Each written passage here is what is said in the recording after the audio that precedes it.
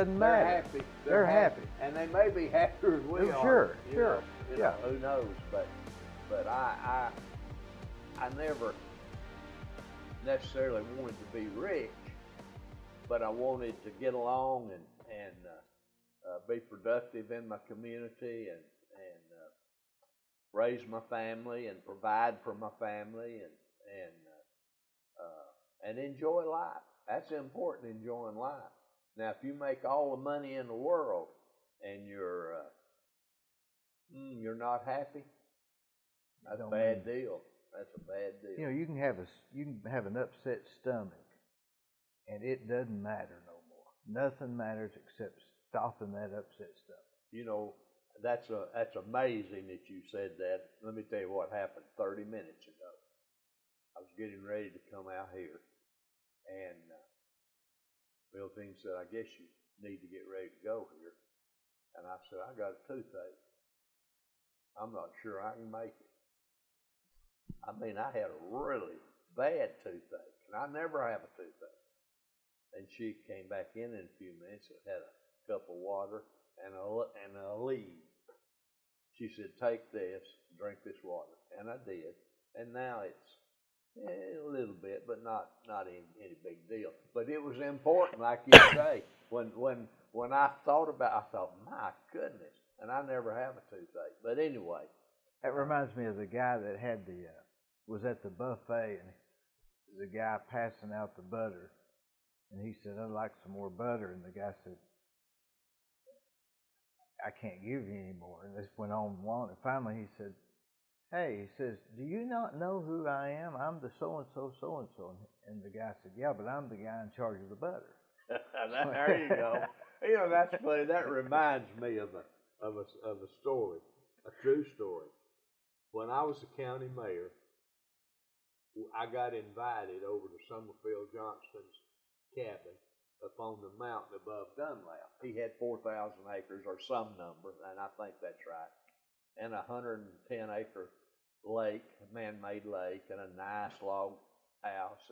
Anyway, and he told me to take 4 or 5 guys with me.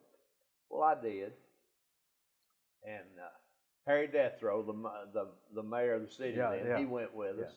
And Larry Presswood's hero. And anyway, Bob over at the health department, Bob Kaler. Kaler, yeah. Okay. I liked him. Yeah, I did too. Bob was a friend and ran the health department for me. And so we get over there, and I was in charge of getting the groceries and was going to do the cooking and all that. And I forgot to take any butter. Now I had some canned biscuits for breakfast and all that everything stuff. But the butter. Everything but the butter. Well, we got out there and eat at the big table, and I put the food on the table. And old Bob Kaler, who was a very well-known griper anyway. Gruff. He very said, gruff. He said, he called me Rod. He said, "Rod, where's the butter?" I said, "Bob, I forgot it." He said, "I can't believe you'd forget the butter." Well, Mr. Johnston had a caretaker that lived up the road, so while the rest of them were fishing, I rode up to his house and I said, "Could I borrow a stick of butter?" He said, "I got a pound in here, I'll let you have." So I got it and went back down. Next morning for breakfast, I had biscuits and everything was sitting out there. And I had told the guys, Bob was late coming to the table. I said, "Now here's the butter and here's the dish.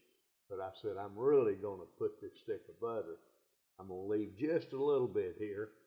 And I don't remember who. I said, "You reach and get that last little bit that's left, and I'll tell Bob that." Well, Bob had a few choice words that we can't repeat here. And but anyway, that's a butter story. But going back to this virus thing that we've got in our community, I'm not a religious fanatic by any means. I try to do right by my fellow man, but we've been going to parking lot church, and it's a whole different deal when you go to a place, you stay in your car, you listen to the preacher or whoever's taking care of the music or the whole thing from your car. And if you if you approve of something instead of in church, I've heard people say amen or whatever. You just tap your horn. It's a different day. It's a different day. I don't know if we'll ever get back to the old way of doing things. I guess we will, but it'll have to get back. You know, I've been reading this stuff about the 1917, 1918 pandemic and stuff. They were arguing about wearing masks then. So this is nothing new. Well, that's unusual. When I read my devotion this morning, it talked about a virus that it was, I don't remember the name of it. In the Bible? Yeah. And then it also said that Zach Taylor, I guess he was one of our presidents, it happened during his administration. And it told, I think 5,000 had died in New York City and 4,500 in St. Louis. And not that many people around. That's right. So that could have been. Yeah. Percentage-wise, it may have been way up there. Anyway, it went on to say that, and I know this is, and I think, by the way, I think he was Church of Christ. But anyway, he got on the national news and declared a national day of fasting. Well, I've never fasted in my life. You know, you look at me and tell I don't fast. But anyway, he had a day of fasting, and like on a Tuesday, and like on a Friday, there was a dramatic drop in the amount of people getting sick. Now, some people say, well, that's coincidence. Maybe it was, but then maybe it wasn't. You know. And it may be the fact that everybody, a large placebo effect, maybe. Who knows? You're right. You're right. But I think this virus is going to eventually play out. They're going to come up with a vaccine. Everything's going to get back to normal. It may be this time next year, or it may be in 6 months. I hope you're right. But everybody's managing. Everybody's making it. I did online see this afternoon where a case had showed up. You know, the kids went back to school this past week. Yeah. And I noticed that they had already had a case show up. Now, I don't know what that does to them. I know. Or how they know. You know, I guess he got tested. Why did he get tested? I think they took his temperature, and it showed that he had a pretty high temperature there during the day, and they tested him. But anyway, I have a daughter who teaches at Ocoee Middle, Jill, and she has been explaining to me how they're handling it. Used to, kids would come in, she teaches 6th grade English. She'd have a class full of kids, like say at 8:30 or whatever, and for an hour, and then they'd move to, well, they don't move anymore. They come in the classroom and they stay all day. The teachers move. So if somebody test is positive, they don't have to quarantine the whole school. They just take that group of kids and do whatever they need to do. You know, this thing has made things that you think have got to be absolute necessary, has made it acceptable. Who would have ever thought, instead of moving the students, move the teacher? Because she's got all her stuff right there. It doesn't make sense for her to move, but now it's okay. Yeah. Because your job's in jeopardy. That's right. So now it's okay. It's a different day. Different day. You know, thinking about different. It's just a thing that I always go back to this, and I don't know, it makes no sense really. But remember when Fulbright was on Raider Drive? Fulbright Ballpark. The place to be. The place to be.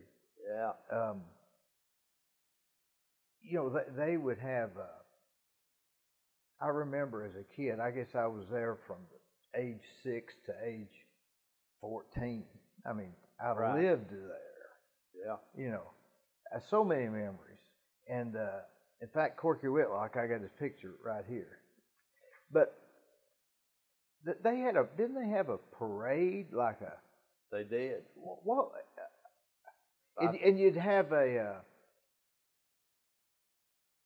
don't know, it was a day when you had like 2 or 3 games in that day, and they'd play all day long. Right. And I remember I coached out there, and they had. I remember the opening day parade, we called it. Yeah. Now, where was that from? Well, the way I remember it, I don't remember where it originated. But it was a parade. I remember them coming up Key Street. Turning there at Shoney's. That's right. And coming around to Fulbright They called Park. it something. I don't know, but I do remember this. They rotated year about. They didn't have the whole high school band, but they had a skeleton little band that made music. And Corky Whitlock would give the play. That's where I learned the Pledge of Allegiance. That's right. He'd pray. Yeah, and he'd have the opening day comments. In that 2-story press box. Yeah. It was a big deal. It was a big deal. Let me tell you a funny story about that. My son Tim was like you. He was there from the time he's hitting off that tee. Remember, you put a ball on the Coach tee. Palmer. Yeah, Coach. Yeah, he was Noel Palmer. That's right. Bill Talley. And anyway, Tim was playing, and they had a little draft where they drafted. I remember. players. Yeah. Okay, he got drafted on this team, and he was all excited, and he came in, and he's acting like he's kind of down and out. I said, boy, what's wrong with you? Didn't you get drafted? Oh, yeah. But said, there's a girl on our team. He said, man, I can't believe I'm going to be on a team that's got a girl. You know who that girl was? I remember. I know exactly, because she was on my team. Well, I tell you what. She... Melissa, right? No. She's the one that played at basketball for Smith and then went to UTC. I was younger than Tim. I'm thinking of Melissa Durst. No, she's a comedian now.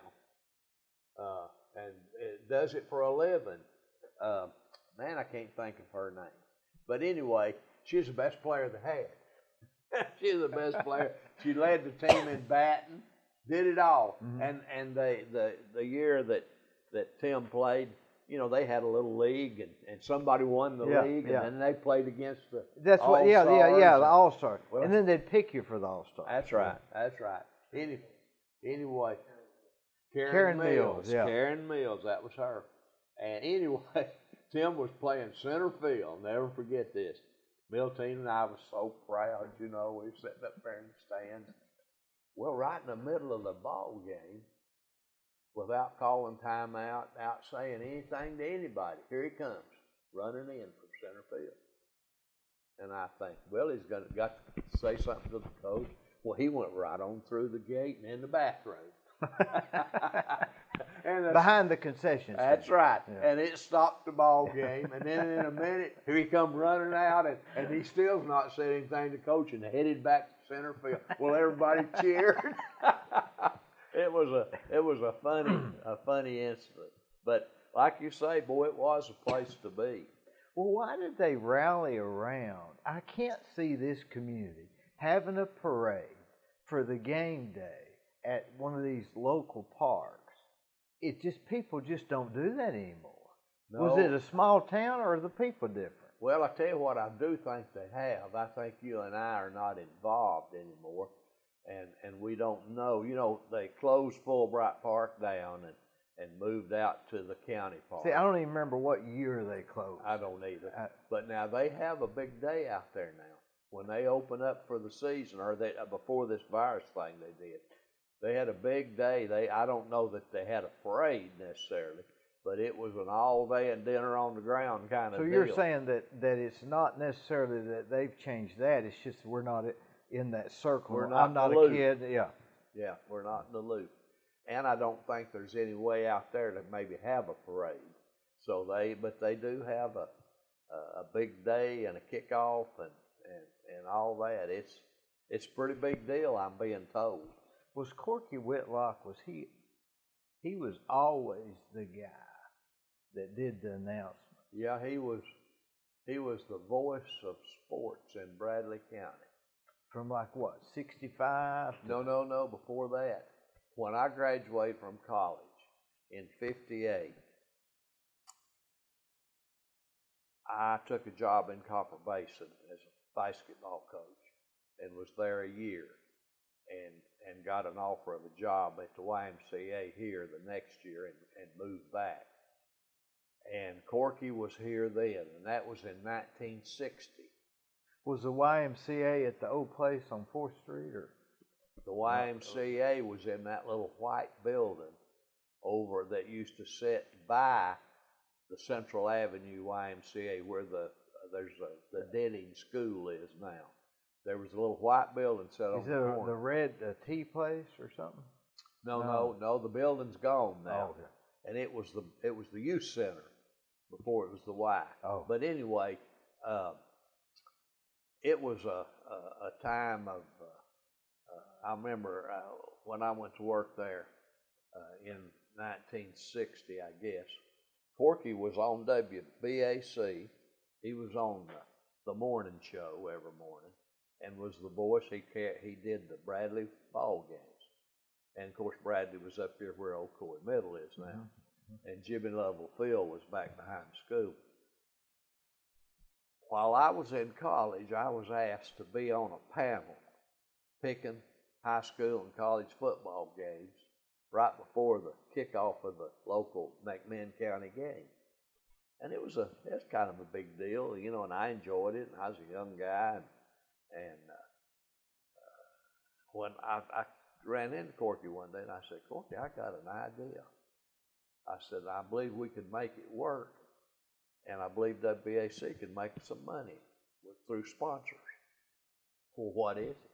I said, let's get 4 or 5 guys together, and let's do a little 15-minute segment on WBAC right before the Bradley ball game. They still do that. Is that the same thing? Yeah, we're still doing it. It's the longest running radio show in Bradley County. Now, we have changed after WBAC. Well, WBAC kind of shut down, and it's maybe a Mexican station or something now. And we switched over to WCLE, Heartline's place. But we still have it. As a matter of fact, we're going to record next Monday at 5. So that's been how many years? Well, it started in 61. You can do the math. So that's how long it's been going. And we started out doing it live in the press box. 59, 60 years. Yeah, we started out doing it live in the press box. And it's great. Because y'all always, I remember Ralph. Yeah. Would give the predictions. Yeah, he was on the panel. Your cousin. Yeah, and Warren Brewster. I don't know him, but I knew Ralph because he ate Warren breakfast. was a teacher. I really liked Ralph. Yeah, he was a character. He was a character. David Newman at the bank was on there for a while. Well, we've had a lot of different guys, but I'm the only one that's still on there that started. But that's no big deal. But anyway, we'd have people. For instance, if Bradley had a good football player, and the University of Tennessee coach was there, and he was, we'd ask him, hey, how about being on the panel here, make a few comments. Mm-hmm. And so we did that, and that worked really good, except it got so big.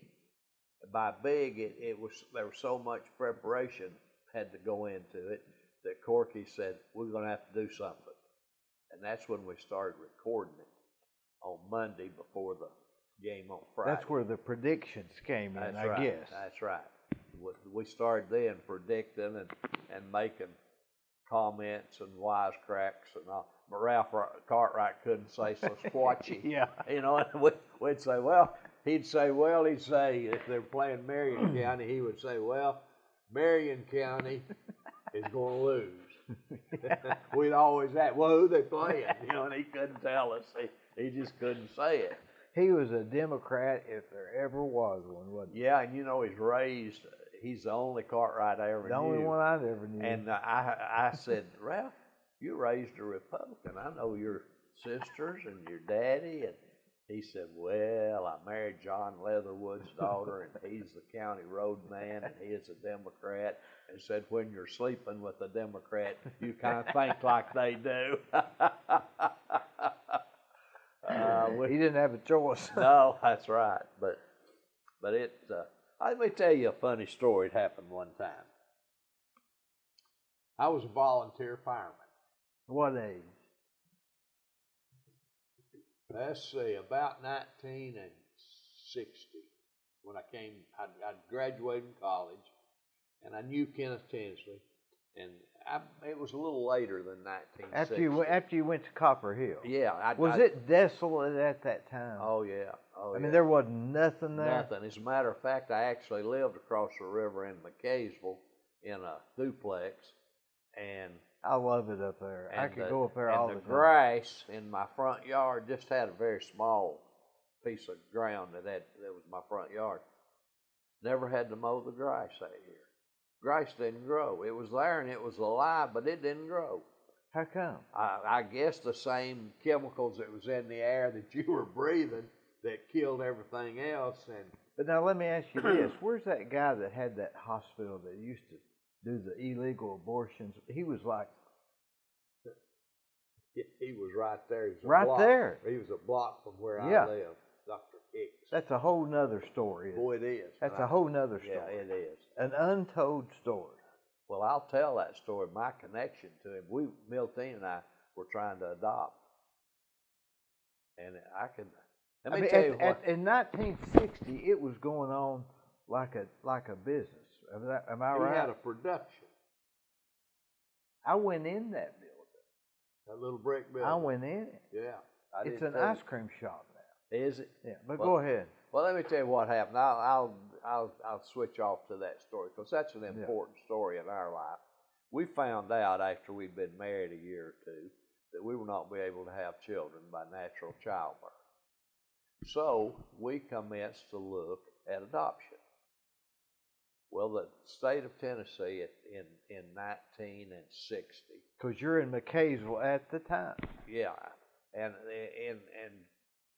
Cleveland didn't have a state employee that took care of it. I don't know why. I don't even remember why. But I also had heard all those rumors about Dr. Hicks. I didn't know him personally, but I knew who he was. Because you're 21. Yeah. 20. Yeah. So I told my wife, I said, let's go talk to him. And we did.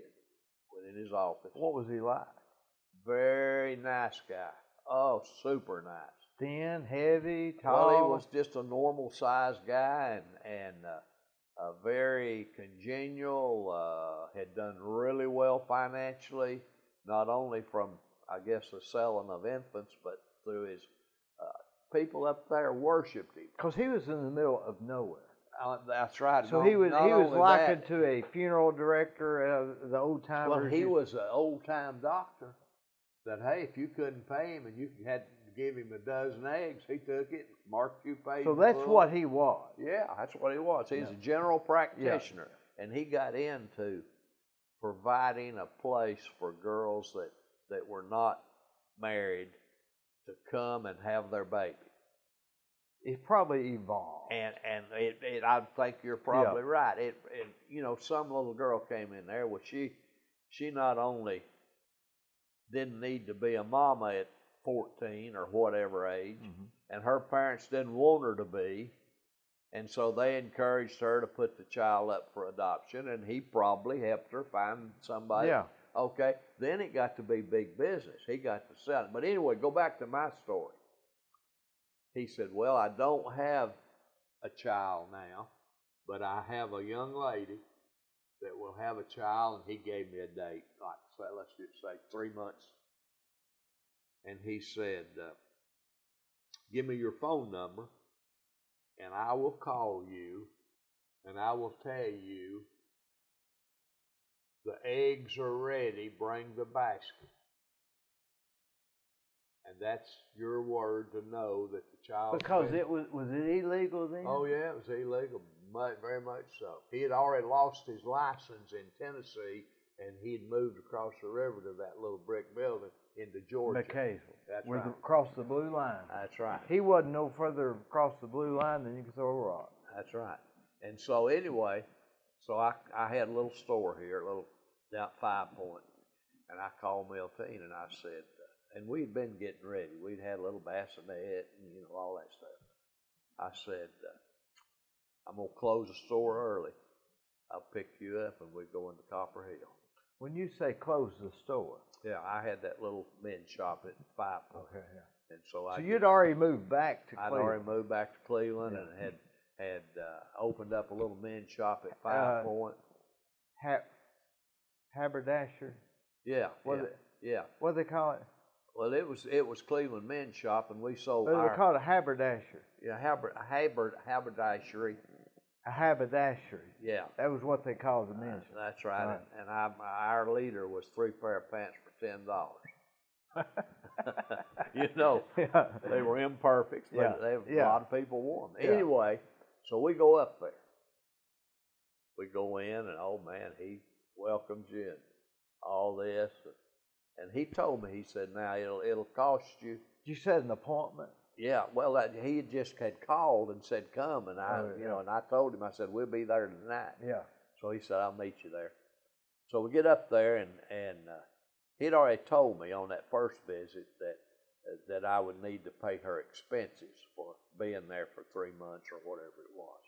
Well, I didn't know how much it was or anything, but it was 1960, and so we sit down, and he begins to tell me that it's I don't remember now, maybe a little boy, I believe, and said healthy and all that.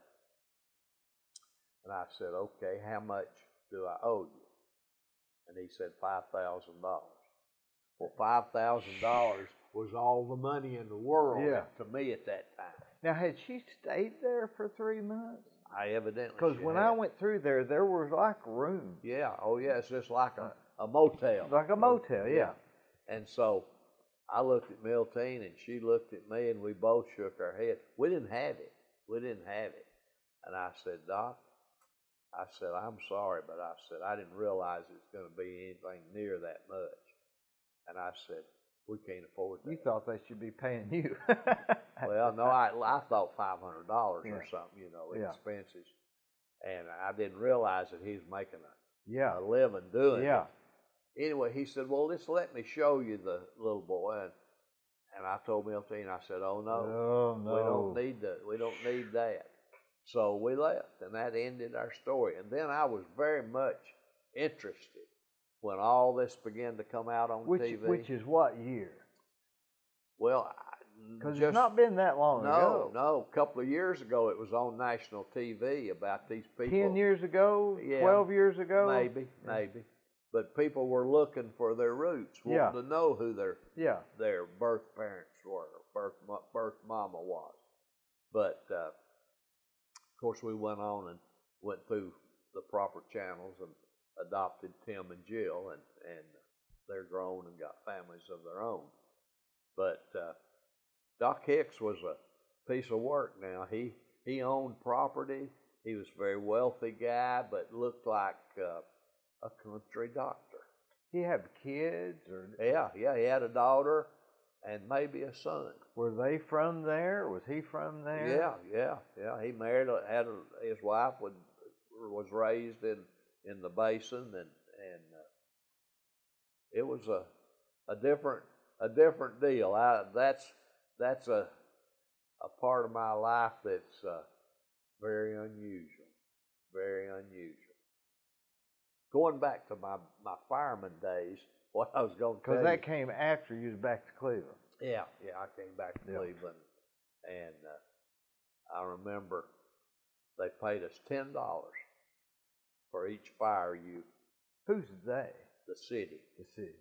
Yeah, it was a city fire department, all volunteer with the exception of the truck drivers. Jess Chestnut was one of the drivers, and they had various others, but Mr. Chestnut lived upstairs down there at the part of the city hall behind where the mayor's office is. That older part back there, right behind. When I was in office as city commissioner. Tom's office?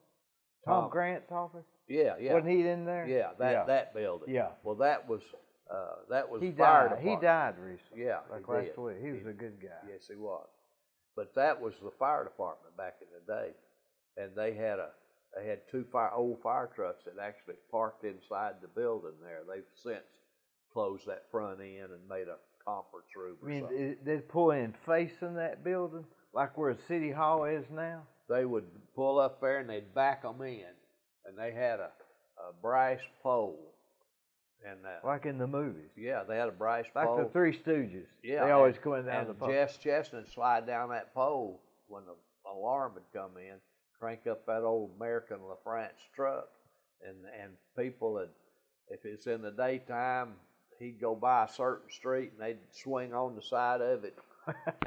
and the way they let you know that there was a fire, they have phone service, and your phone would ring continuously. Not like a phone rings now where it was just one long ring, and it rang. You had to answer. Yeah, and when you answered, you didn't get anything until a certain period went by, and then the dispatcher would come on and say, okay, at the corner of Walker and 12th Street, we have a fire, and you'd know to get in your vehicle and go there. We'd get, one night I got a call, South Church Street. Got down there and the house was on fire, and of course everybody was doing their thing. My job was to help hold a hose. Those pressure hoses take 2 or 3 to hold one of them when the pressure's really on. So we're in there, and the fire wouldn't go out. Was it a house? It was a house, and the fire wouldn't go out. Well, that's a little unusual, because, man, we was pouring the water to it. The bathroom was where the fire was. Now, that's unusual. That's unusual. Yeah, that's where water is. That's right. And so, I'll never forget it. Ed Gibson was the assistant chief, and he said... now, did Cleveland have a fire department, or was that just... They had the trucks, and they had probably 30 of us volunteer firemen. So it's a Cleveland City volunteer fire department. That's right. All right, go ahead. And so he said, get the gas company down here. Well, the gas company showed up in 15 minutes or something. Look, the house didn't even have gas. Well, while we were there, concerned about that, we heard a noise, and we looked across the street, and that house was on fire. Yeah. And that was really getting our attention. And we had the same problem there. Yeah. The bathroom? Yeah, the bathroom. Now, get this. The police would always come to those fires also, in case there was traffic or whatever. Yeah. Well, they love to do that now. The patrol car was parked out in front, and it was kind of in the way. Well, it wouldn't start. Nobody knew why would the car, it's all been okay. What had happened is a leak had sprung in the gas main in the middle of the street. Church Street. Yeah. You drive there now. Yeah, 10 foot down or something. That gas, they have manholes. Yeah. And the sewer lines are down there. It got in that sewer line. And back in that day, they didn't have traps on the commode. They was feeding up those 2 lines into the bathrooms of that house. And that was feeding the fire. And the reason the car wouldn't start is parked on top of where one of those manholes were that had holes in it. And it had, flooded out the car or whatever, and it wouldn't start. It's a dangerous thing. Who figured all that out? I don't remember. Probably the gas people. Probably, yeah. Because they realized that there was gas from somewhere. You could smell it, but you couldn't see where it was coming from. It was Church Street at that time. It was a wide. I know you can drive down there today, and it's a nice wide sidewalk. It looks like at one time it was a place to be. Well, I don't really know about that much, but I know this. There wasn't. This happened just below the old Templeton Hill School, where the fire department is now. Harry Johnson's office. That's right. Well, it happened in that next block is where all that happened. That's where all that happened. Kenneth Tinsley came along and got elected in about 1962, somewhere along there, and he began to work on getting a full-time paid department. That took a lot of years to get to where we are now, but he was the first to see the need to have not we were too big to have a volunteer department. We needed a fire department. Was Cleveland like Etowah then, or is it bigger? Well, I can remember coming up 2 Mile Hill down on south where the old racetrack was. That's 2 Mile Hill. That's right. Coming up that hill, it's about 2 miles. That's right. And there was a billboard on the left that said, "Welcome to Cleveland, population 12,000." Well, if I'm not mistaken, that was in 1962. No, that was before that. That's probably in the 50s, middle 50s. 12,000. 12,000 people, and it's probably 50,000 now or so. 105,000 in the county or some such number. Everybody's trying to get here. I think so. It's a great place to live, isn't it? It is that. It really is. Yeah. I hear people knock our little city and our little county, and I think to myself, you read the newspaper about the problems other people are having. Oh, man, we've got it made. We ain't got no problem. I had a friend that called it the hub of the universe. I can leave my door open, unlocked here at the office. If I knew that I left my door unlocked and went home, I wouldn't even drive back to lock it. I mean, I'd lock it if I was here, but I wouldn't make that kind of effort because nothing's going to happen. Well, I can remember sleeping. I was raised down there on the edge of the Lee University campus in an old clapboard 2-story house. My dad was a policeman, and that picture is on John Kinder's refrigerator at his office. What picture is that? There's a picture of your dad and Troy Dixon's dad. Yeah. And Sam Cannon, maybe? Yeah, well, Bud Cash. Bud Cash. And they've all got their guns drawn. Yeah. I don't know why it's on there, but that's on his. Yeah. Well, my dad was a policeman, and we, I can remember, we didn't have any heat in the house except a coal grate fireplace on one. It was a kind of in the configuration of a duplex, had 2 front doors, one of those kind of houses. That was common. That's right. And my bedroom was on the side away from the living room. The first room on one side was living room, and my bedroom was first on the other side. Well, I slept at night in the summertime, left the front door open. I mean, I could hear the clock strike down at the courthouse. And was it not? I had a good friend of mine, Raymond, tell me that he would go out on the front porch and go to sleep because it was a little bit cooler. Yeah. Is that the idea? Oh yeah, we never had air conditioning. I thought we'd gotten rich when my dad brought home a window fan. He mounted it in the window in the back of the house, and then we cracked our window about that much in my bedroom and in my mother and dad's bedroom. And that fan sucked air out of the house, and therefore cool air would come in. It worked. Yeah, and it'd blow across you at night. It's like sleeping outside. So that was not mid-50s. Yeah, that's really late 40s. Late 40s. Not quite Happy Days on TV. That was 1957, so it was just before that. Just before that. Yeah. My dad, I remember we were, so happened we were Republicans at our house, and I remember him coming home from one night. He had a service station down at 3 Point, he and my Uncle Miller, and he said, "Well, Della, that's my mother's name. We're going to vote for the Democrat this time." Well, I didn't know what's going on. I was just a little old boy, and I remember asking my mother later, I said, "What's happened?" And she said, "Well, if this gentleman here gets elected, your dad's going to go to work at the police department. He's going to be the desk sergeant."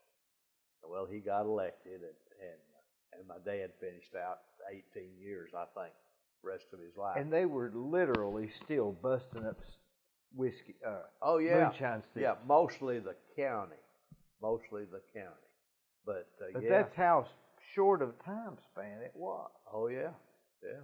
I built a house on Tennessee Nursery Road, an old-looking house, had a tin roof, little pond across the street. I remember. Didn't Mike Sharp buy that, or was that? No, Mike built across the street by the little pond. Yeah. Anyway, when I bought 2 acres from Bobby Carr down at the Ford Place, and his brother-in-law, Mr. Nevin. They had inherited that land, Tennessee Nursery Farm, and I bought 2 acres right there on that corner. And back on the back of that, where that little creek came, there's a spring there at that little house where Mike Sharp lived. That little pond's fed with a spring. Well, it comes under the road. And of course, back then it came across the road. You forded it. You didn't have a culvert. You literally had to drive through it. That's right. And I can remember there was a big mash pot back there where somebody had to steal. What mash pot? What's that? That's a big round pot that they put corn and sugar and for it to start fermenting before they distilled it. Was it not hidden? No, well, it was kind of hidden. Yeah, it was behind they had this bamboo cane. Mm-hmm. They had a bunch of that, and that hid it. Oh, and but it had been raided, and the reason I say it had been raided, it had you could see where they took an axe and hit it around to where it wouldn't hold liquid or anything. And now I can go down to the Elixir on Inman Street, and I can buy all I want if I want. Yeah, you don't even have to go down there. And you how can many go to people, the nearest restaurant and have what you want. And how many people are going to jail now for something related to? I know where you're coming from, and I do know both sides of that coin. I know that we save tax dollars, keep them from going to Hamilton County, and all that. But a former chief of police that I have coffee with in the mornings told me when all that was starting to come up, he said, you won't know the difference if it passes or it don't pass. He was right. That's right. He said, now, you'll know the difference financially because the city will get a little more money or whatever. But said as far as filling up the jail and all that, or crime going way up, he said, you'll never know the difference. Never know the difference. I'll tell you a funny story talking about that. One day a guy came by at the chalet. He said, I'm going to Chattanooga. And if you'll remember, Dee, at the chalet, we put that little bottle of champagne in the rooms. You remember that? It had to have it. Yeah. Right? And the guys that were traveling. It's a Swiss house. Yeah. Right? Yeah, it was. Yeah. And those traveling salesmen that stayed with us, they loved to stop, and they could have a little glass of champagne before they went to bed or what. But anyway, it was time for me to go get that. I'd have to go to Chattanooga to buy that. This guy said, we're going to Chattanooga to get some, I don't know, they were going to get some whiskey, liquor, whatever. I don't remember what they were getting. But said, if you want to go to keep you from driving down there, you can ride with us. I was going to get a couple of cases, and so I did. Well, in the car was the high sheriff of Bradley County. And the driver of the car was a local veteran. And I knew them both personally. Yeah. And we were shooting the bull and all. Well, we got down there and we bought our... Was this Ottawa or Chattanooga? Chattanooga. And we bought what we'd gone after, and we had it in the trunk. And this veteran that was had asked me to drive back. I thought that was a little unusual. So I'm driving along, and high sheriff sitting beside me, and he in the back seat. Yeah. And I heard him pop the top. And I'll never forget this. He had that bottle, and he got way down and took a drink. I said, Cuz, that was his nickname. I said, why are you hiding? The high sheriff's right here in the front seat. Yeah, who you hiding from? Yeah, who you hiding from? But that was the way it was back in the day. Yeah.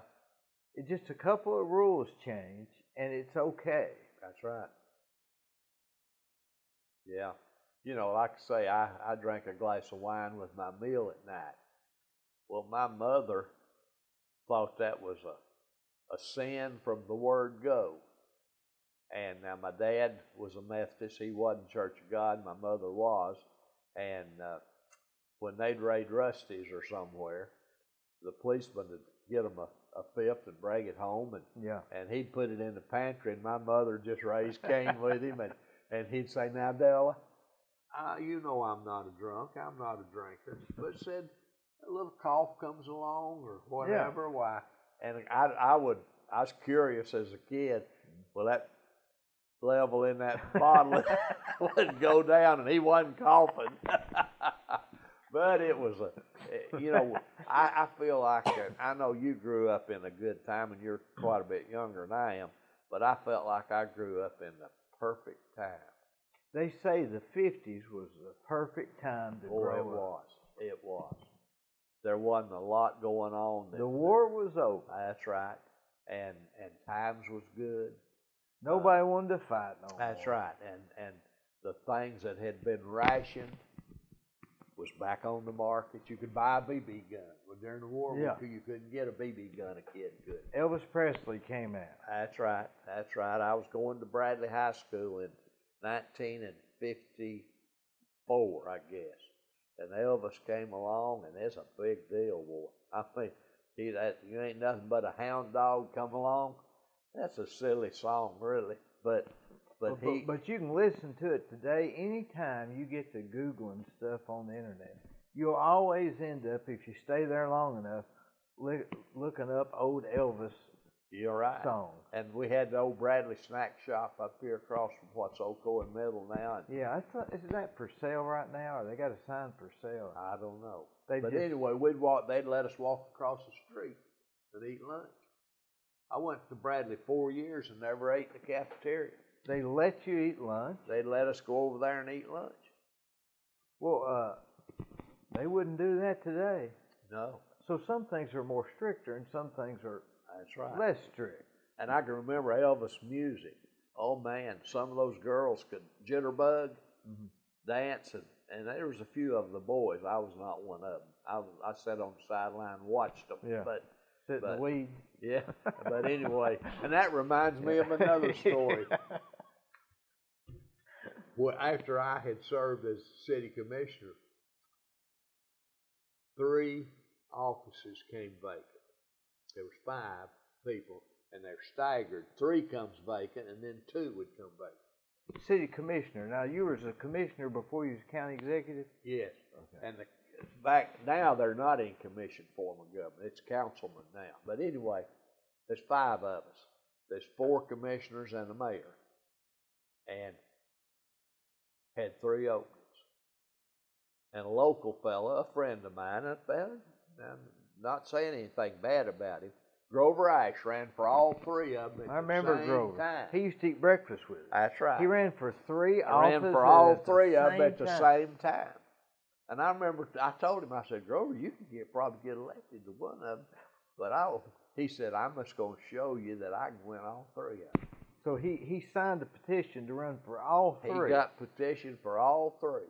And he filed it, and he ran his on the ballot. There was nothing in the city charter at that time. Now, since then, that's all been corrected. So it was legal? Oh, it was legal. Well, he lost all 3. And I'll never forget, used to, down at the courthouse, they put a big billboard type place, and they had everybody's name. I remember that, and they put all the results up there. That's another thing that used to be a big deal. That's right, that was a big deal. The radio stations would be there. Porky would be there. Whitlock interviewing losers and that Ellis guy would come across the street and say, we're having trouble counting. That's remember right. How? I remember it got to first. Bill? No. Anyway, I remember they got the first computer, and he came across the street and he said, well, there's a paper clip got in the computer and we can't get the results. But anyway, Grover, I'll never forget this, and I think it was Corky Whitlock that interviewed Grover. And Grover was pretty upset with losing all 3 of them. He said, I really thought I'd win 1. And that was, but he didn't. He said, they asked him if he had anything to say, and he said, yeah, I got something to say. He said, I want to tell all those people that lied to me That old Grover will be down the road laying in the weeds, waiting on him. Well, from what I hear of Grover, he probably was. Yeah. You know that Ash Drive off Henderson's, I think that's named after him. It probably is. Probably is. So was you on city council? You were not city council, city commissioner. First of that all, was during that old form of government. Yeah. First of all, when Harry Death Row got elected, Larry Presswood's hero. Yeah. It began sort of a house cleaning from an old, I don't know what to call it other than a clique. He beat Bill Fillire for mayor, and some anyway. John Hall, a young fella who'd been a state representative, was elected as one of the commissioners, and he called me one day and asked me if I'd be interested in being the director of public works. Now, what age are you about then? Were you doing the clothing shop then? No, I was coaching at Charleston High School. That would have been in 1963. You're 22, 23. Yeah, 24. Young. Yeah. And so it was double. I was making $4,800 a year coaching at Charleston. The same building that's there now. Yeah. And he said, well, it pays twice that. So, man, I was doubling my salary. That's like making $200,000. That's right. So I said, yeah, I'm interested. Anyway, he afforded me, and I stayed there. I don't know. Commissioner of what? No, director of public works. Director of public. Yeah, and I was in charge of all the streets and the sanitation, and we picked up the garbage. City used to own the trucks and pick up the garbage. Is that where you met Ed Lewis? No, I met Ed later than that. But anyway, then Jimmy Corn came to see me and asked me about the chalet, and I took that job. But anyway, and I was at the chalet for a couple of years. At what age did you go to work at the chalet? 28 or 9, probably. So those from the time you're 21 to the time you're 29, you're Copper Hill, you're Charleston, your haberdasher shop, commissioner, YMCA, and then to the chalet. Not to mention volunteer firemen. Yeah. Of course, a lot of that is sideline stuff. But anyway, Jimmy called and he said, I need a manager. He said, I had one and he didn't work out. And he said, would you be interested? And you know the rest of that story. I went to work there and stayed 20 years. But was it the same building besides what Danny Patel had the Lincoln Inn? You know, he changed that to the Lincoln Inn. Then they had the Swiss Alley on the end. Swiss House. So, all right, when it was built, we just had the first section, and the Lincoln Inn was all the chalet. Because the reason I ask that is because didn't he build the Village Mall? Yeah. Because the Village Mall and the chalet and Dr. Stonecipher's building on Inman Street, which I own, it's a concrete, everything's all three of those buildings were built, had to have been built by the same guy. I did know his name, Dee. He was from Atlanta. But he obviously, he built. It was built at the same time. I don't know about the little building you own, but the Village and the chalet is built by the same company. Robichaud was the superintendent over it. So he already had the chalet. Saul Becker. He was a Jewish gentleman and had a big construction company, evidently. So what year did you go to work there? 68, I guess. That had to have been quite a bit to throw in and go with Jimmy Corn with I mean, you wouldn't do that today with a motel management job. Back then, it was high level. Well, there was two pretty high-level jobs in that industry. One was a Holiday Inn, and Lynn Turpin had that job. And Jimmy Corn told me, he said, we're going to out Holiday Inn the Holiday Inn. So we're going to have the Inn place. That's what he called it. And he did. Oh, he did. It was a jumping place. But anyway, I was there a couple of years, and Colonel Corn, you remember him? I Jimmy's remember him. dad. Well, he had been the mayor of Cleveland, and he'd been a representative over in Nashville, and I believe he was chairman of the Democrat Party, and a prince of a guy. Oh, just you couldn't ask for a guy any more of a straight shooter, nice fella. He called me in his office one day and he said, young man, said, you could get elected commissioner. Why don't you run? I said, well, Mr. Corn, I've got a job here. He said, don't you know who owns a chalet? And I said, yeah, you guys do. And he said, well, if we okayed it, why wouldn't you run? So I began to think about that. And a couple of Owen Swofford and J.T. Swofford, who were big in the Republican Party back in the day, came by to see me one day, and I think Mr. Corn had talked to him. I don't know that. But asked me if I'd run, and my wife had always said, no politics. Yeah. So I told him I'd run without talking to her. Yeah. And I got in the doghouse at home, needless to say. Like a week or 2 weeks or a month? I don't remember, but you remember it. I was in the doghouse, yeah. Anyway, so I ran, and that was in early 70s. Now that wasn't commissioner. You'd already been a commissioner. No, I'd been the director of public works. Director of public works. So you were running for public, a big deal. I was running for commissioner of public works. I was going to be over that department at the commission. So I ran against a fellow by the name of Haney. A nice fella, nothing wrong with him, but he'd ruffled some feathers, and so that's who I ran against, and I won. And so I served 8 years as commissioner of public works. Till you was 40-ish. Yeah. And then I ran for the county mayor, which was called county executive back then. Why'd they change that name? The legislature changed. What they did is they did away with the county judge. See, that up to then, that job was called county judge. Carl Collins. Yeah, Carl was the last county judge. And you not only So the legislature changed it.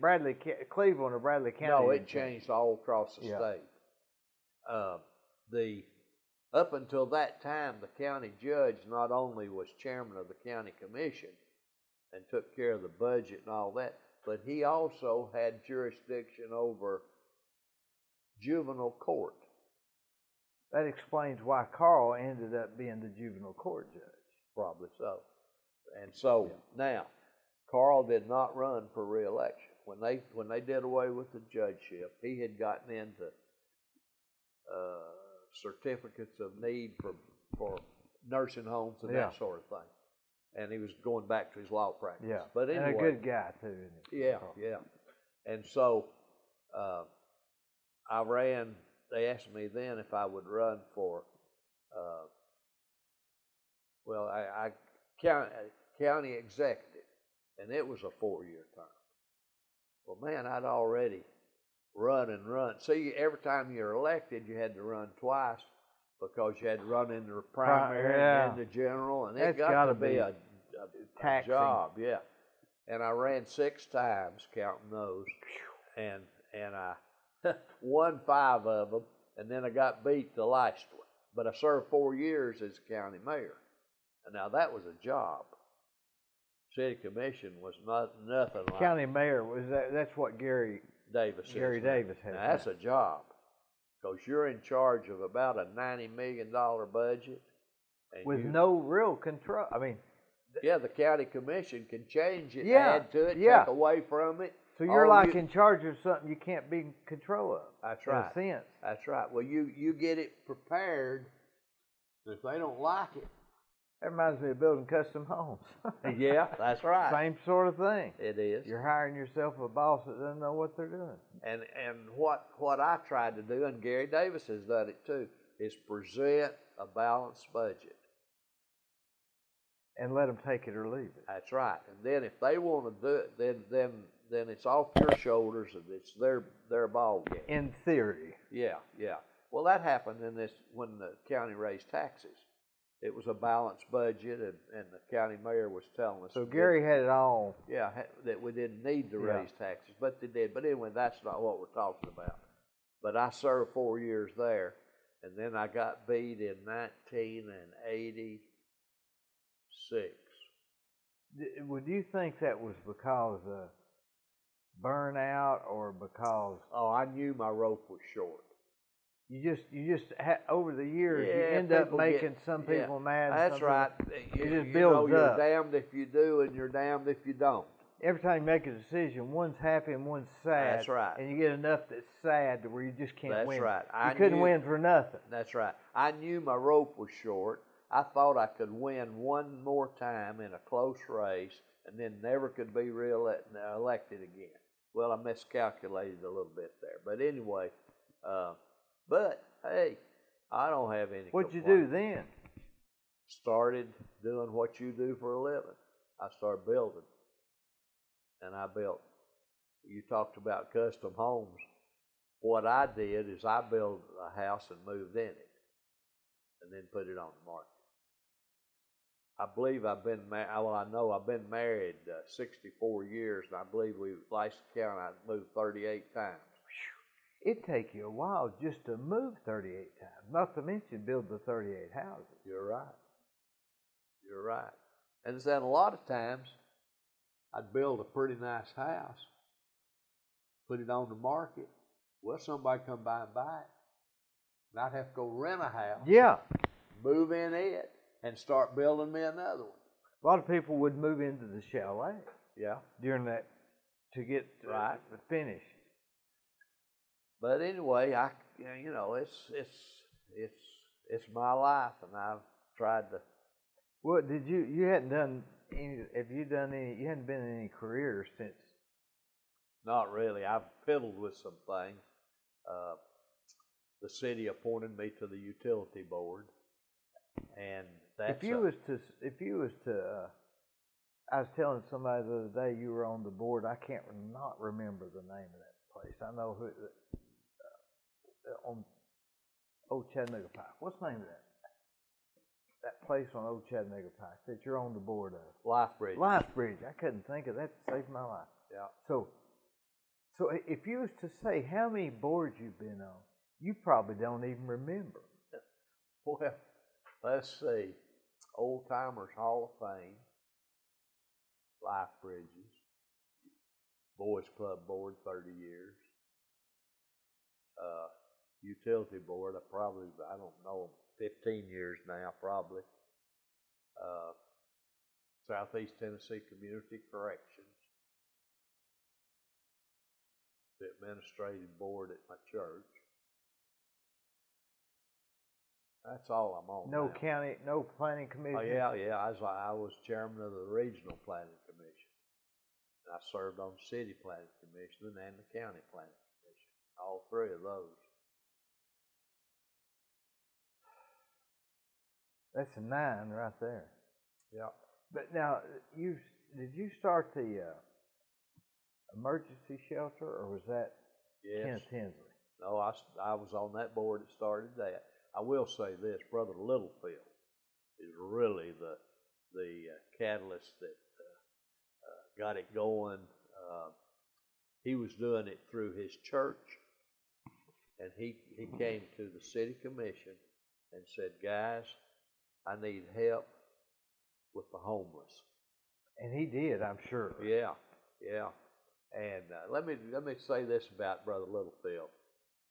Jimmy Corn was a big supporter of Brother Littlefield. Jimmy and his wife. Not Colonel Corn, Jimmy Corn. Jimmy. They were not having any luck with starting a family. I think maybe a miscarriage or two, and I'm recalling this from memory.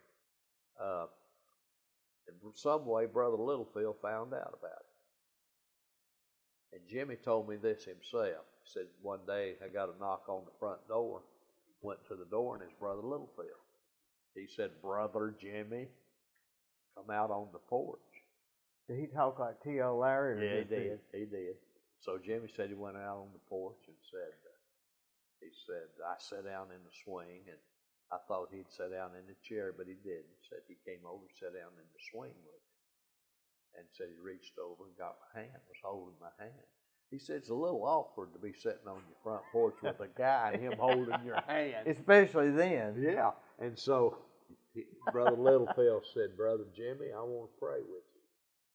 He said, I understand you've been having a problem. And said, I want to say a prayer. Jimmy said he prayed. He prayed a great prayer. And he said, about 4 months later, my wife was expecting. We had Donna. We had Jim. We had Laura. And ever since that happened, he was the only guy that Jimmy Corn ever told me at the chalet. He said if he comes by and he wants a room for a family or something, find one.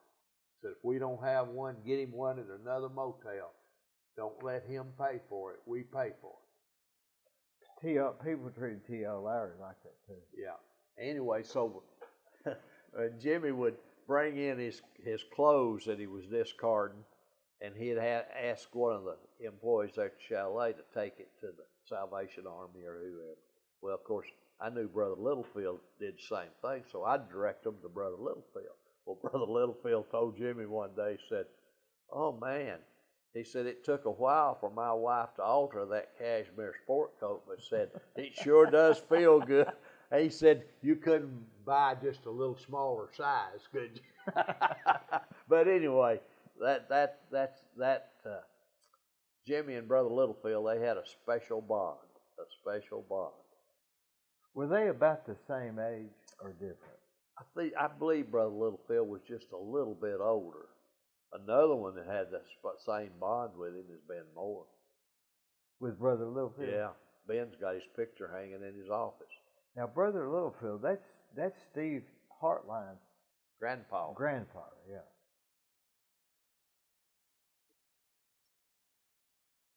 But anyway, hey, Cleveland, Bradley County, it's the end place as far as I'm concerned. It's hard to beat Cleveland, Tennessee, and it's hard to beat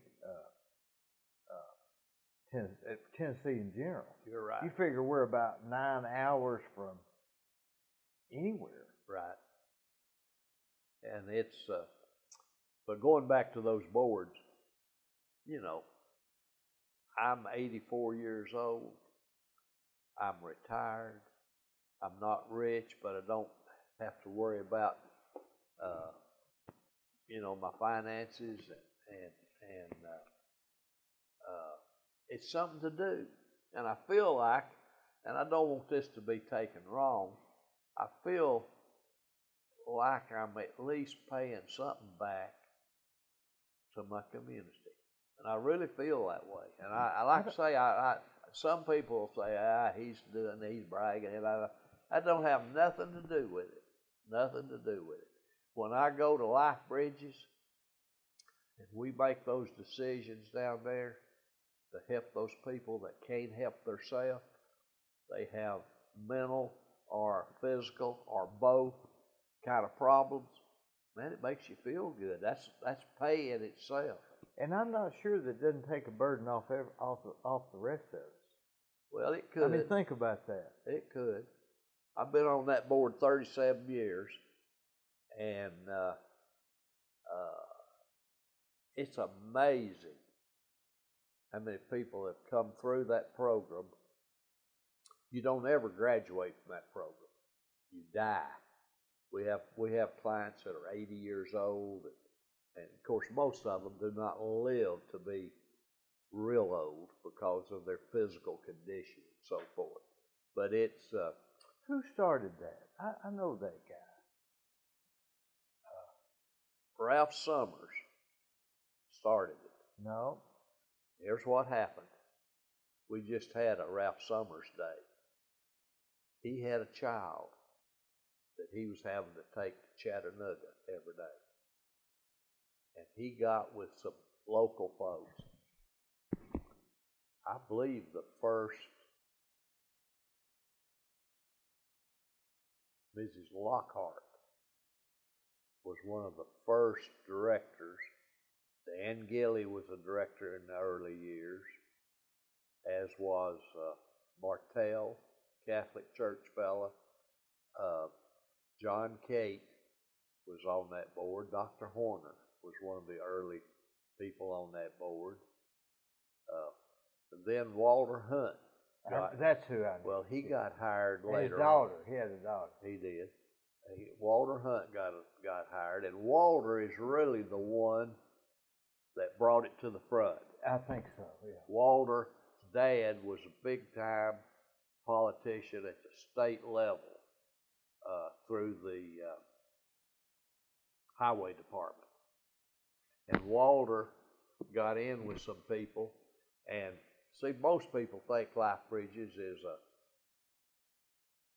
government-sponsored deal. Well, it's not. We have a private contract. It just so happens we do business with the state of Tennessee. They could terminate us tomorrow, quit funding it, and we'd have. What happened before we had that? They stayed at home, and the family had to deal with them. However, that's right. Which would have been poorly at best, I guess. I had an aunt that lived to be 90, and she had the mind of about a 7-year-old, and she lived with my grandmother, her mother. And then my grandmother passed away, and my mother moved her in with us. And families just took care of their own. They wouldn't do that today. No, of course, today you'd put them in Life Bridges, or we've got Life Bridges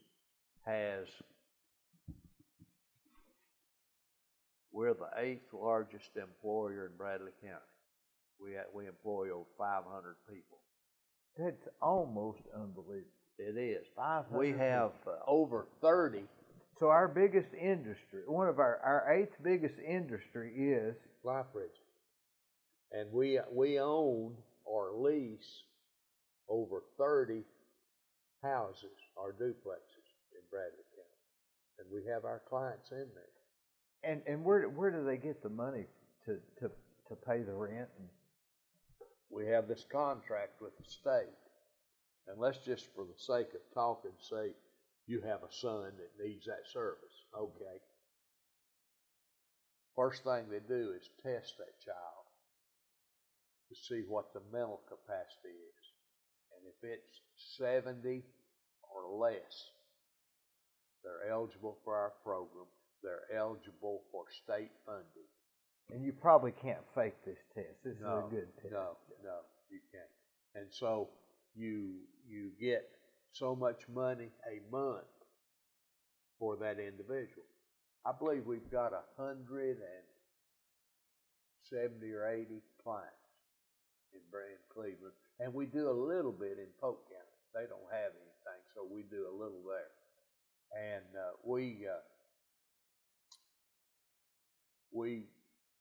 have to watch our money. We have to watch our pennies. I'd say you'd have to really be careful. We do. Now, and we have gone through some lean times, and but we have a lady there now that is our CEO, Diana Jackson, and she does a wonderful job, and she has a good team around her that manages our budget and that sort of thing, and we provide that service. I don't know what would happen if Life Bridges closed down. I don't know where those 170 or 80 people would go. They'd have to go home or go to Chattanooga or go, somewhere. It's really sad, isn't it? Oh, yeah. That's like a huge service. Oh, it is. It is. It's really a good thing. I tell you, talking about boards, when I was county mayor, we organized Southeast Tennessee Community Corrections, and that's Gary Connor is the CEO there, and state funds that. and we save the county. People don't know this and don't really realize how much money we save the county. Instead of a judge sentencing a person, especially a first-time offender, non-violent. Yeah, just don't even need to be. That's right. Instead of sending them to jail. Yeah, which is crazy. Sends them home, and they have to report to our place, and they do community service. They'll rake the leaves at the library. Trustees, they call them. Well, yeah. Right? Well, I don't know that we call them that. I think we actually call them clients, and they have to wear an ankle bracelet, and so that we know that they are at home at night. Yeah.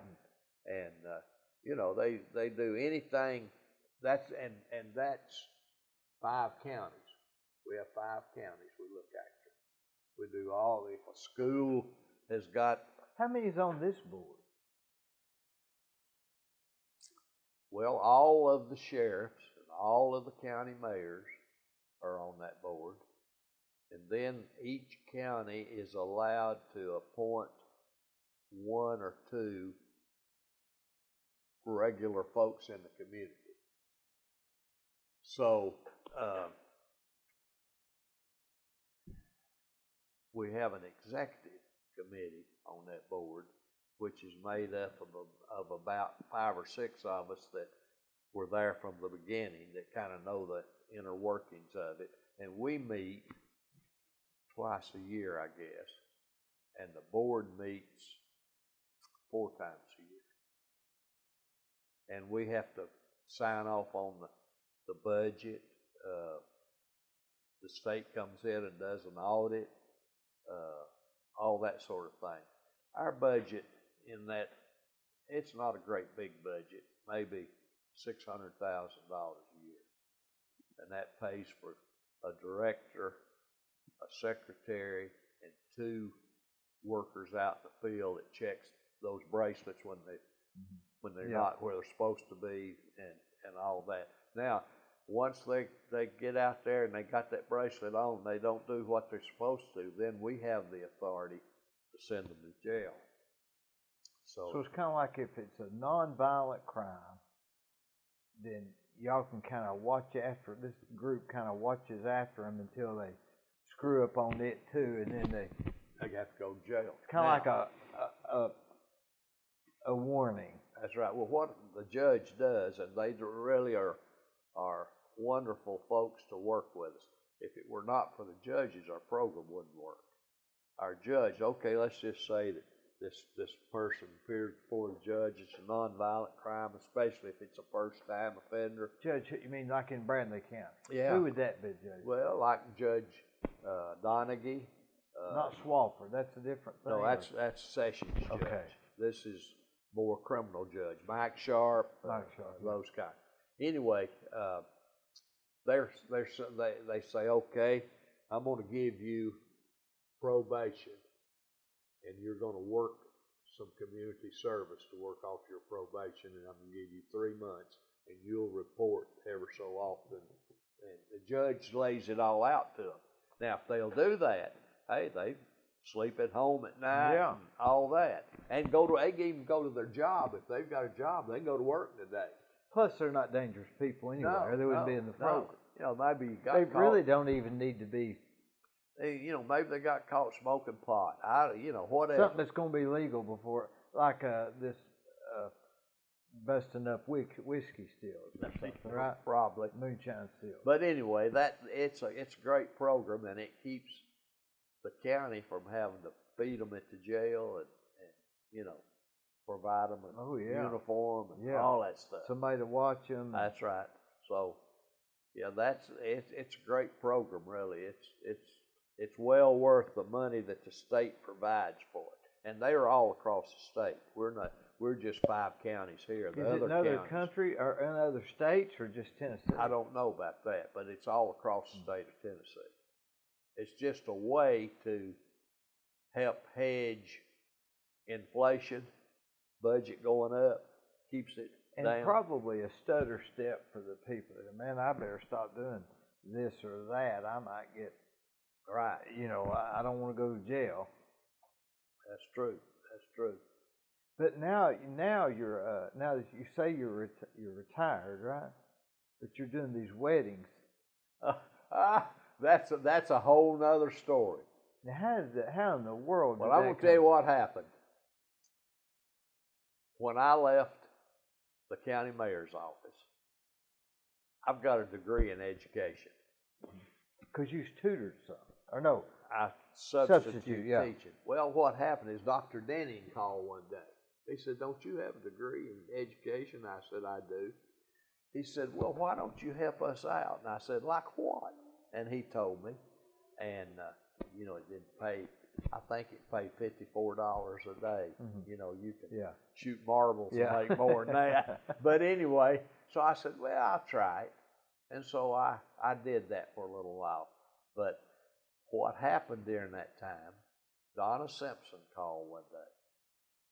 And she said, the state legislature has passed a new law that all former county mayors, county executives, county judges are eligible to perform the wedding ceremony. She said, "I've been doing them, but by law, I can't charge anything. I get paid to be the county clerk. They're counting it as part of my duty." She said, "Now, if they want to give me some gratuity, a tip, that's okay, I can take that." But she said, "I'd rather not fool with it because people will make an appointment and I'll be here waiting on them and they won't show up and all that sort of thing. Do you want to try it?"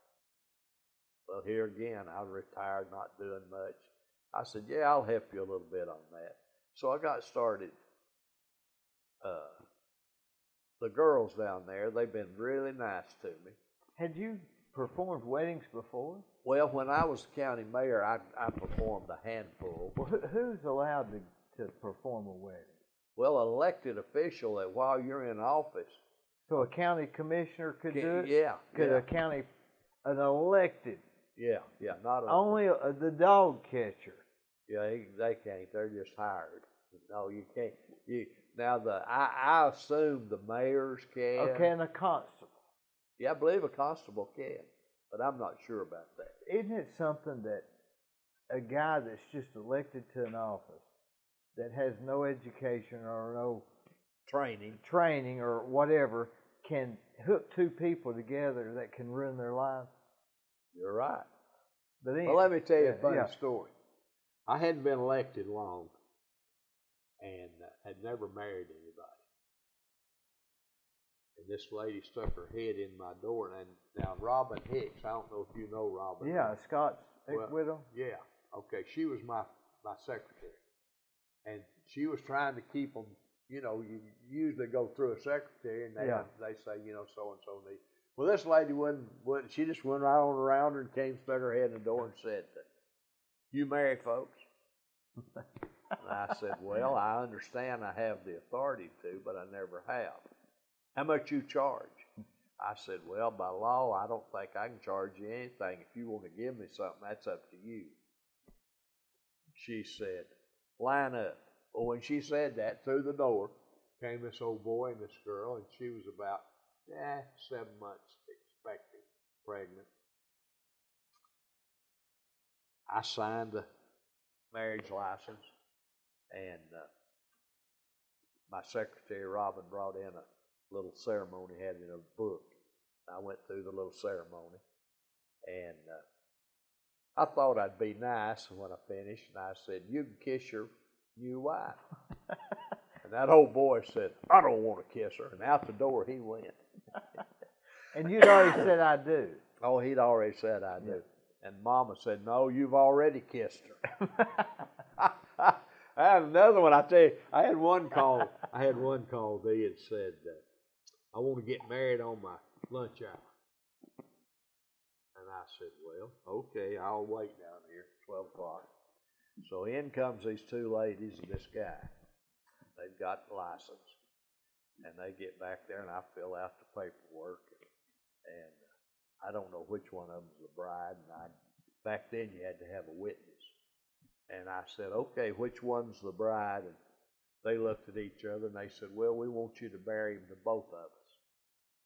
No, wait, start over. So this... That's what I said. Yeah, Let's start yeah. over. Yeah. No, they are standing there, the two of them. So there's two women. Two women and a guy. In what year?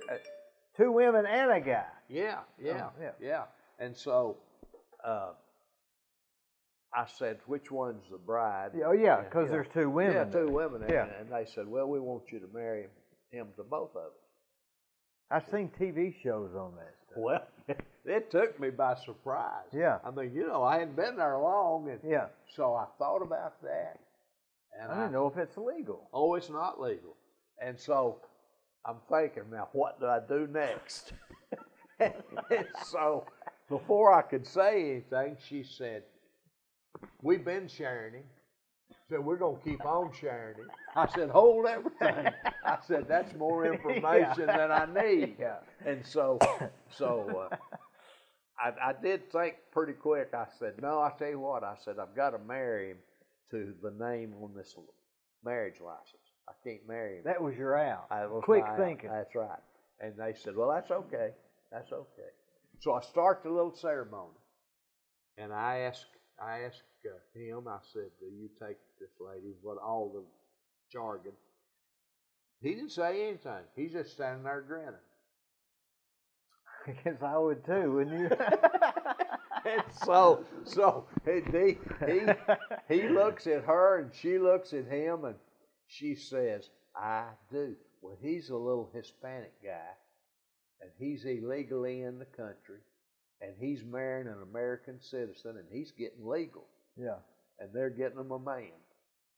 And so I married the little couple, and the ironic part about it was he worked at Blythewood Farm down there, the horse farm, and they got a little tenant house there. I know where it's at. Okay, yeah. That's where they ended up living, and I lived down there on that road out there, up on the hill next to Ron Rogers. But anyway, Johnson School Road. No, Blythewood Road. I lived on that road. Anyway, and I'd come to work every morning. I'd come up through there. Well, I'd see them out there around. Yeah. Yeah. And so, as far as I know, I sold the house and moved away, and I lost track of them. As far as you know, they're still married. Yeah, they were happy, and he's still grinning. Yeah. And the funny part about it was, or the unusual part, those ladies, they weigh at least a couple of hundred, maybe 250 each, and he weighed about 115 soaking wet. But I've had several people that I've told some of these stories to that say, you ought to write you a little book about that. You've got all these people you married, and did you ever have anybody say when they say, I mean, at what point are you married? I mean, when the preacher says, here's what the law says. I mean, what does the law say? Here's what the law says. Tennessee law or federal law? I don't know. I guess both, at least Tennessee. Yeah. So I thought when I first started doing it, when I signed that paperwork, they're married. When they turned it back in, it's recorded. Even though you hadn't done the ceremony. Hadn't done anything. But in reading the law, and I found this out later, it says in the law that you will pronounce a man and wife. Now, that might have changed somewhat on the man and wife after all the... Yeah. Might say, I now pronounce you married. Or Yeah. Now, I did have one jump the broom. When you say jump the broom, that's an old term, right? Yeah, well, it came from slave days, Africa. They used to... Instead of a ceremony, they'd literally jump the broom, right? Yeah. Well, what happened, I had this nice-looking African-American lady and a white guy to get married. Well, I signed the paperwork, and she said, I've got an unusual request. And I said, what is it? And she said, I want to jump the broom. You knew what that term meant, I'm sure. Well, I didn't at that time. And I thought, and then we were at the courthouse. Donna Simpson had a little room before this virus thing that I could use. I remember that. I know that room. Yeah. Okay. And I looked around. Well, there wasn't any broom in there. And She said, well, they've got to be a janitor's closet around here somewhere. And I said, you're right. Let me go look. So I go look. Well, there wasn't a broom, but there was a dust mop. It had a handle, you know. So I come bringing that back. And I said, I've got this right here, and we're going to call it a broom. She said, that'll work. So I did the little ceremony, and then I said, now what do you want me to do? She said, hold it about that high from the floor. So I held it down there, and she stepped across it. And that's called jumping the broom. That's the only one of those I've ever done. In that culture, that's when they become married. That's right. They jump the broom. That's right. I have no idea how that started. I don't know either. But in our culture, it's when the preacher says, I now pronounce you married. That's right. Man and wife was the term used. You ever had anybody say, do you take this man or woman, and they back out at that point? Yeah. I had one, and I won't repeat the language, but when they came in, they were calling. And you're county executive then? No, this was later. This was when you're just doing it freelance. Yeah, and they were fussing when they came in, and they were using some pretty strong language, calling each other son of a, and the whole ball of wax. Yeah. And I thought, man, that's a tough way to start a marriage. Yeah. Because if you're ever going to get along while you're getting married, you're going to get along. At least. Yeah. Anyway, when I started the ceremony, I said, I usually started off, I said, do you take this pretty lady to be your lawful wedded wife? And a few other things like cherish, love, look after her. You can ad-lib that, right? Yeah, except I've got That's not in the rule, is it? No. I've got a little pad that... What's the rule? There's no rule. The only rule is what? You make up your own vows, anything you want to say. You just got to say, I now pronounce... Yeah, when they get through, I have to pronounce them. Yeah. Anyway, when I got down there to the part where he was supposed to say, I do, well, he hesitated. Well, when he hesitated, man, she turned loose on him. You wouldn't believe what she called him. Said, if you don't want to get married, hit that door. I hope he hit the door. No, he turned like he's going, then he turned back around and said, no, I'm going to marry you, you bitch. But I don't know if that one made it. They might not have made it. They're probably doing better than the rest of them. Let me tell you a funny one. This was when I was in the courthouse and I was holding office. I was county executive. I married this couple. Well, I married quite a few couples there after it kind of got... But now let me ask you this. Let's suppose you're the justice of the peace, and you can't just pronounce anybody. See the man and woman walking down the street and say, I pronounce them man and wife. I mean, it's got to be three people. You've got to have a marriage license. A marriage license. That's $104. But the marriage license, and then the preacher's got to deem you. That's right. He has to fill out that. There's a lot of paperwork. Well, a lot. There's 5 minutes of... So it takes three things. The justice of the peace, the willing man, the willing woman. That's right. You used to have a witness. You don't have to do that anymore. They did away with that. Anyway, I married this couple, and they were, good old country folks and salt of the earth kind of people, and they went on their way. About 2 weeks went by. I get this phone call. Said, Mr. Cartwright, said, this is old May. Said, I married old Bill. We're not getting along. Said, would you mind going, that's when Claude Clymer was the county clerk. Said, would you mind going over to that there Mr. Clymer's office and just erasing our name off the book? I don't think it's that easy. No, I said, ma'am, it's easy for me to marry you, but it's a little more complicated to end it. I said, I can't go do that. She said, well, we're not getting along, and said, we ought to erase our name off the book. I said, you need to go get you an attorney and let him go through the steps. Let him charge you $50,000. Yeah, a bunch. Yeah.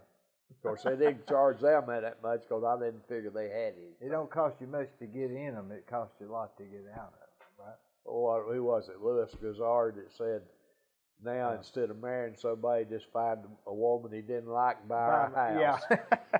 Was he from Cleveland? Where was he from? Oh, he's from Georgia. Georgia, yeah. He was a half brother to Ludlow Port. That's right, yeah. And he married a Cleveland girl. That's right. Did you know him? Yeah, yeah. How did you know him? He was on WBAC, and we had was he famous before he married her? Yeah, oh yeah. He was a columnist with the Chicago Who would you Globe. say is the most famous person that ever lived or came out of Cleveland, Tennessee? If you said that affected the masses. Well, that's a hard one. I don't know. You would have to think. I mean, football player.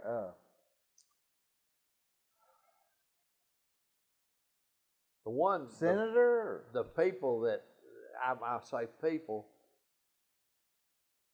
The little guys that started the Church of God probably affected more people than anybody else in Cleveland, Tennessee. But I'm talking about famous. Okay. Perry Stone? He's pretty famous. You know, that's a hard one. That's a hard one. You've got sports heroes like the Bob Johnsons and the Steve Sloans, that kind of people. You've got the preachers, T.L. Lowry and Perry Stone, and no actors or singers. Yeah, we had one connection. I watched her last night on TV. Who's that?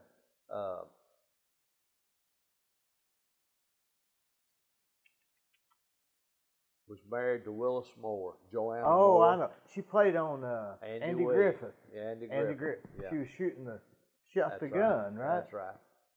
Okay. Yeah. What was her name? Her name was Joanna Moore. Yeah. She's still alive? No.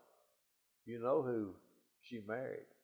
Willis Moore. I mean, when she divorced Willis, he wouldn't go with her to Hollywood. She divorced him, and she married Ryan O'Neal, and Tatum O'Neal's their daughter. Then you've got, I've got a relative that is deceased. You remember the movie A League of Their Own, where the ladies played baseball? Yeah. Mm-hmm. Okay, at the end of that movie, they had a reunion, and they were all older ladies at this time, and of course they had different actresses that had to play that part. The Dottie, that was the main lady in that movie, was the catcher on that team. My second cousin played her when they had the reunion.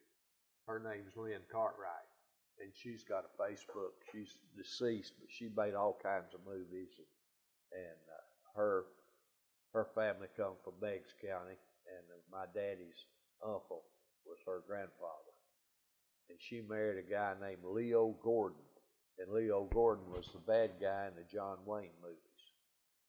I don't know if you ever. I remember, yeah, in the Cowboys. Yeah. See the Cowboys? Yeah, yeah. In McClintock. He was the bad guy. That's right. Nobody liked him. That's right. McClintock, he said, "Pilgrim, I ought to knock your head off, but I guess I won't." And he turned around, he did. And then he come around and hit him. He slid down that mud bank. Yeah. Well, that was Leo Gordon. So he married Lynn Cartwright. Lynn Cartwright, who is my cousin. And she's from Meggs County. Yeah. Well, her folks are. She never lived there. Oh. Her daddy was a United States representative to Washington from Oklahoma. They went when my grandfather's brother was a Baptist minister, and he went to Oklahoma as a missionary to the Indians in 1907, and this was his family, and so she was actually raised in Lawton, Oklahoma, McAllister, Oklahoma, and she was a pretty lady, and her dad was the United States representative to Washington, and I guess he could afford to send her to acting school. And she looked good, and so she wanted to go to acting. So he sent her to New York to, I used to know the name of the school, and she met this Leo Gordon. He just got out of prison. He wanted to be an actor. He looked like a bad guy. Well, he was. And now he ended up being great. He never played in any good guy. He was never the good guy. No, he's always wore the black hat. Anyway, they had a daughter, Tara, and I'm in contact with her now. We so messages. The bad guy in the John Wayne movies, you're in contact with his daughter. Yeah. Pretty regularly. Mm-hmm. She always sending me stuff and about. Is he alive? He's not. No, alive. they're both dead. Yeah. They're both dead. But he wrote a lot of stuff. He did the Rifleman. Mm-hmm. He wrote a lot of those scripts. Yep. And there was a movie out, and I can't think of the name of it, where supposedly Hitler had a girlfriend, and she got pregnant, and she fled to the United States, mm-hmm. and she had a boy. That was a theory, right? Yeah, and he wrote that script. But that was a theory. Well, they think it was. Yeah, he wrote a script on it, and they did a movie. But still, the most famous person from Cleveland is I don't know who it is. I don't know who it'd be either. I don't know. There's been a lot of people who played semi-pro baseball. Oh yeah, that's not it. Yeah, I don't know. I don't know who it'd be. I guess there was a guy here when I was a young guy that played football and basketball at Bradley. Went to Georgia Tech on a basketball scholarship. Bobby Dodd saw him. Bobby who? Bobby Dodd. He was the coach at Georgia Tech. He talked him into coming out for football. Well, he made All-American in football and was drafted by the Philadelphia Eagles and made All-Pro with the Philadelphia Eagles. His name was Lum Snyder. Chief Snyder that comes out to the old fort, it's his uncle. He's deceased now. Bernard's brother? Yes, Bernard's brother. He was famous during that time. And then, of course, Bob Johnson, he's the first one drafted and captain of the Bengals, made All-Pro. I saw him the other day at the Batteries place. Yeah. And, of course, you know about Steve Sloan, who played for Bear Bryant, and then he was athletic director at Alabama and retired. Besides that, Louis Gazzard and Willis Moore's short-term wife is the most famous people out of Cleveland. Well, Louis Gazzard's wife was Dr. Kyle's niece. I didn't know that. Yes. That's C.A.'s brother? Yeah, C.A.'s brother's daughter. I didn't know that. Did he know him? I guess he did. And then Willis Moore told me that he was living in Atlanta with Joanna, and they were at a party one night, and this guy, I don't know what the deal was, but he said she ought to have a screen test.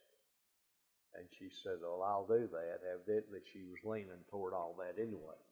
And she told Willis. Willis said, I'm not leaving. And she said, goodbye. And Willis said, all I got, said, she left an old couch. So she left and said, I got that couch. But anyway, she went to Hollywood. I believe I'd have hung in there, don't you? Well, I don't know. I guess. You never know. You never know. Willis is still, is he still? He's deceased. Yeah. I like, he used to eat breakfast with him. Yeah. David May, bought his house and renovated it and lives in it. I didn't realize that was his house. I just know Willis used to come to the Liars table. Yeah. And he was a quiet, yeah. And he didn't even argue much. And he was made All Southeastern Conference at the University of Tennessee as captain of the swim team. Is that right? Yeah. He looked like a swimmer. Well, he was. Ralph Chancey, he's from Cleveland, and he's captain of the UT football team. Now, they say Donald Trump came to Parksville I don't know. Hadn't you heard that No, story? I heard he came to Dalton when he's married. Well, I think they came down and they had a boat at Parksville for a while. So that's, I guess, as famous as we've got. You know, I've got that picture of him and Gene Officer. Oh, yeah. Yeah. Well, how could you not have it? He Right. showed it to everybody. All right, I've enjoyed this. Well, if we covered everything, Eddie, I guess we have. I've enjoyed talking. I've enjoyed this. It's been I guess we've pretty much been great. I believe we've said everything. Maybe said too much. Maybe said too much. But, all right. Well, I've enjoyed it. All right. Let's call it a wrap. Okay. Thanks for coming, Eddie. All right. You're quite welcome. Now let's talk about